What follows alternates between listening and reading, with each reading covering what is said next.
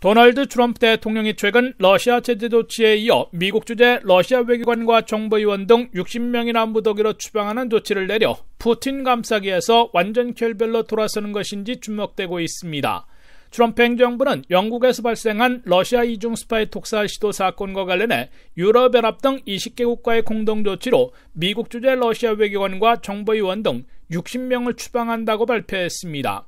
추방령을 받은 러시아 인사들은 외교관 신분이지만 실제로는 정보요원으로 알려진 60명이며 그중 12명은 유엔에서 48명은 워싱턴 소재 러시아 대사관과 시애틀을 비롯한 미국 내 영사관에서 주재해왔는데 가족들과 함께 7일 이내에 미국을 떠나도록 했습니다.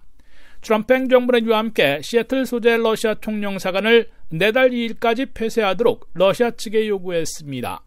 미국은 시애틀 총영사관을 폐쇄하는 이유로 미국의 잠수함 기지와 보잉사와 근접해 있기 때문이라고 밝혀 밀러간 정보전 차원임을 내비쳤습니다.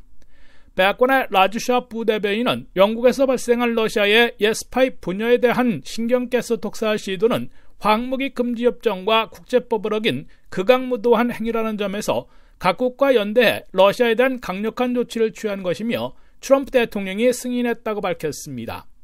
미국은 영국에서 발생한 러시아 이중 스파이 독살 기도가 황무기인 신경가스를 사용한 러시아의 소행으로 판정하고 영국에 이어 유럽연합 등 20국에서 100여 명을 추방하는 데 동참한 것이나 사건 발생지인 영국의 23명보다 3배나 되는 것이고 가장 많이 추방한 것이어서 러시아 응징에 앞장선 셈이 됐습니다.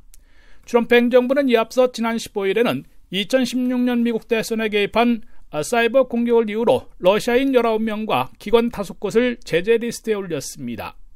이는 로버트 뮬러 특별검사가 미국 대선에 개입한 러시아인 13명을 기소한 데 따른 제재 조치였지만 러시아에 대한 강력한 조치를 피해온 트럼프 행정부가 180도 달라지고 있음을 보여준 겁니다.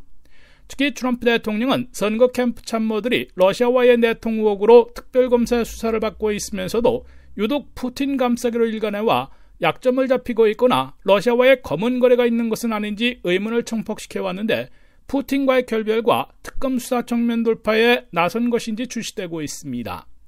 지금까지 워싱턴에서 라디오 코리아 뉴스 한면택이었습니다.